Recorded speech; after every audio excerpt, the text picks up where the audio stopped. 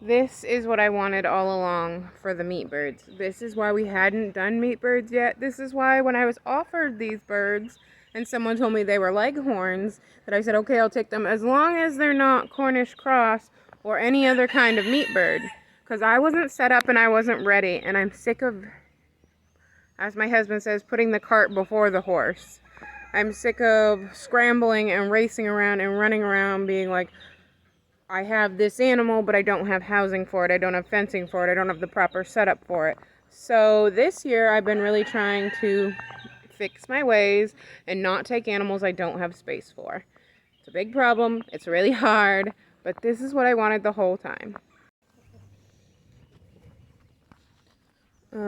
Before we get more meat birds, we're going to make this shelter a little better. Look, they can run. They have so much room to run. We're going to make this shelter better, and we're going to add on a second one.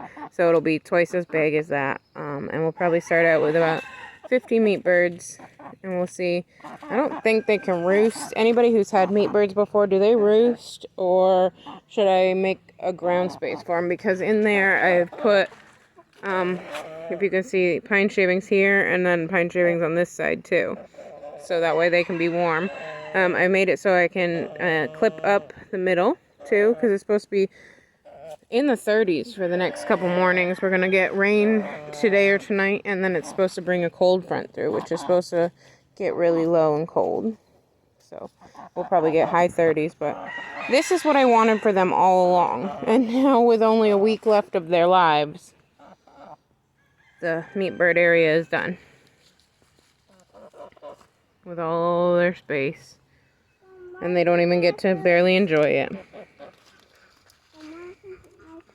But now, I can order the other ones that I wanted. And we can be ready for them this time. I have one more piece of fencing to put up right here. And then my husband's got to build a gate for right here. We'll probably do that this Easter weekend. He has Friday off, I think. So he'll have a long weekend to help. But this is going to be the duck incorporation in May. I think first week in May we're supposed to get more chicks and more ducks. So, you a duck?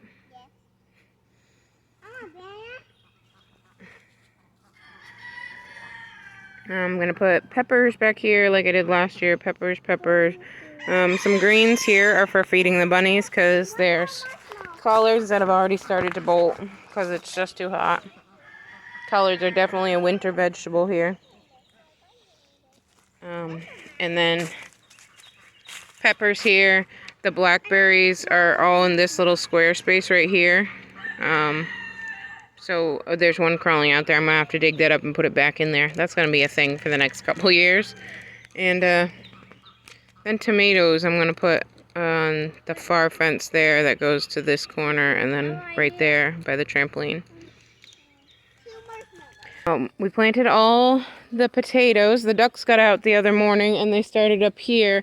And I'm pretty sure that they ate up all my sprouts for on my squash. So I'm going to replant squash today along the outside here because they had their little bills in all of this. And they also went over to the raspberry patch and had their bills in that.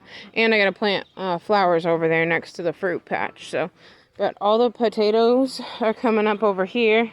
Oh, and it looks like squash may be coming up here too. There's a little sprout. Oh, yep. Here's another one. We put winter squash and different kinds of squash over here. Acorn, butternut, curry, I think it's called. And English custard, I think. Over on the outside around this. And then over there we put the regular zucchini and summer squash. Someone came and got 5 of the babies yesterday, the baby bunnies, and 2 of the older bunnies. So we have 3 babies. This one's one of my favorites. I love how his ears are down. I think these are all boys that are left. Oh, you're so cute. You are.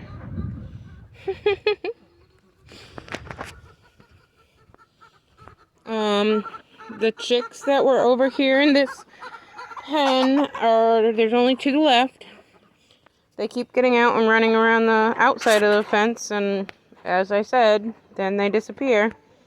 Whether it's from cats or predators or any kind of something. There's only 2 chicks left out of 4. It's day 3 or 4.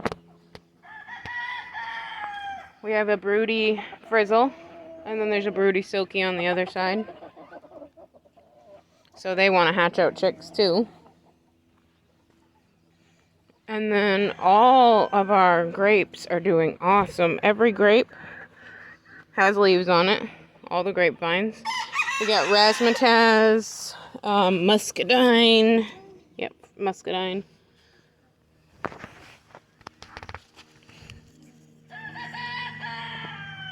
Reliant seedless grape. Then we have Neptune, which is a green one. I'm pretty sure I put all the muscadines on, well, I tried to put all the muscadines on this side. But every single one has leaves, so double gold raspberry, that is not for that. That's for that row, which is doing okay. The gold raspberries are doing the best in the middle there. Neptune is the green grape.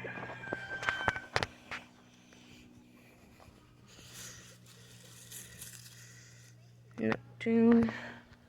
This one's doing awesome. No tag. The volunteer potato. I've started moving this out for whenever they send me the rest of my potatoes from the Gurney order, which should have been, in my book, I would have planted them 2 weeks ago, but, you know, whatever. There's that awesome volunteer potato plant. I'm going to put the rest up in here. It's going to be good. Because it gets watered over here anyways for the grapes. So I just started putting this old hay and straw and leaf mulch on top of the compost pile that's over here.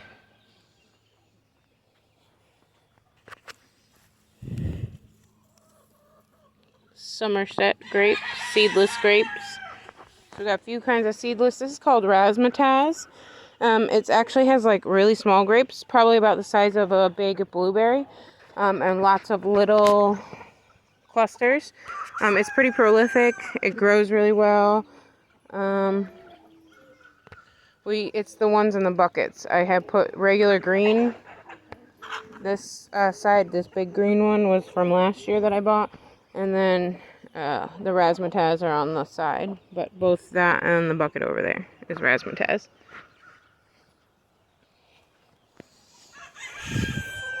Concord seedless grape. Oak leaf hydrangea. We have that hydrangeas from last year, the zebra mop, the Rio, and the other one over there that are doing good coming out. And then I put grass seed up here. I would like to have a strip of grass from that archway. I'm going to put some plants here. But from that archway all the way over to in front of right here.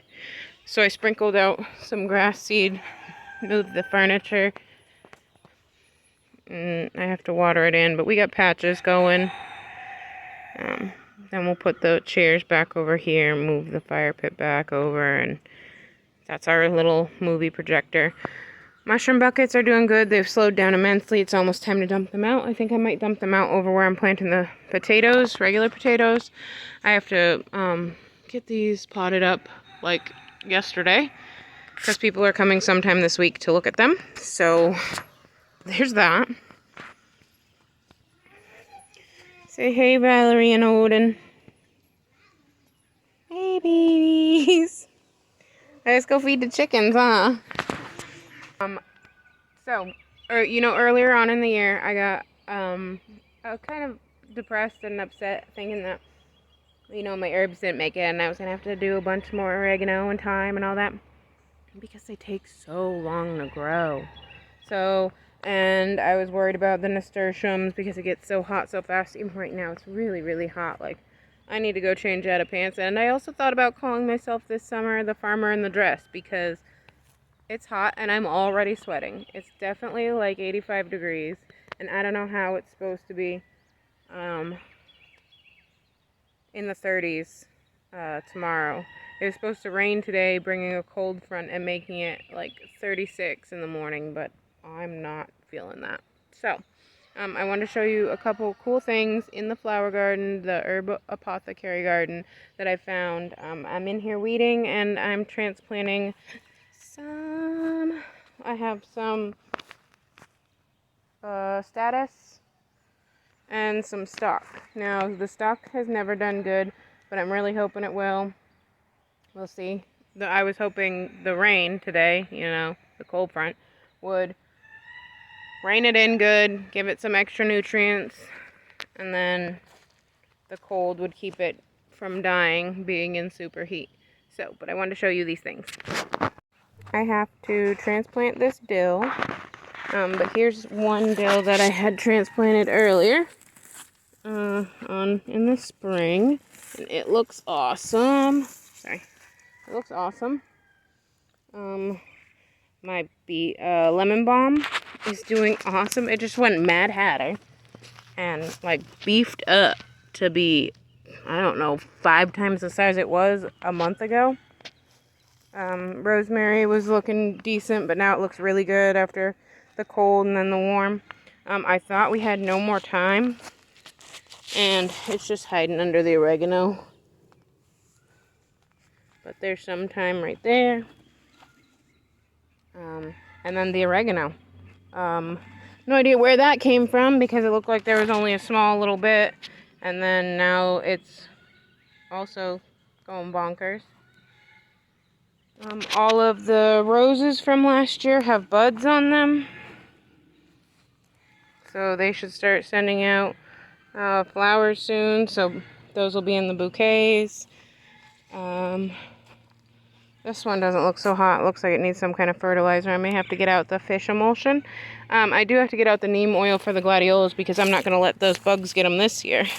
The bronze fennel is looking awesome. I'm going to have to cut some and dry some for tea.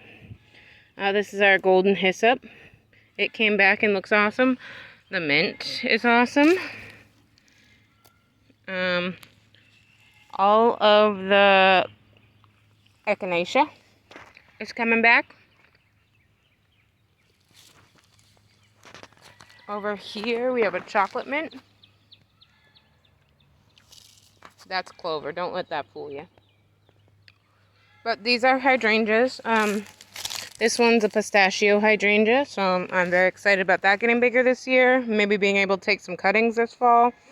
And I think this one is the strawberry ice cream one with the pink and the white.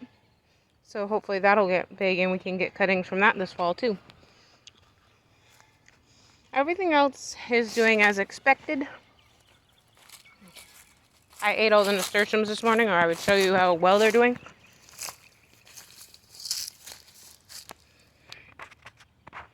I'm unsure what this bush is, but I really like it. And there's another one I really like that I'm unsure the name of. Oh, and I seen this hiding.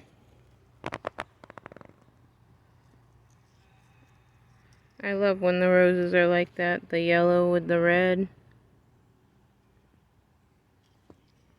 The ones that are like ketchup and mustard like that are my favorite, or orange roses.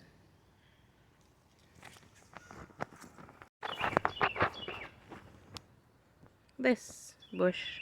So if anybody knows the name of either of those bushes, that'd be appreciated because I want to see if they come in different colors and maybe get some for Tennessee. They're really pretty.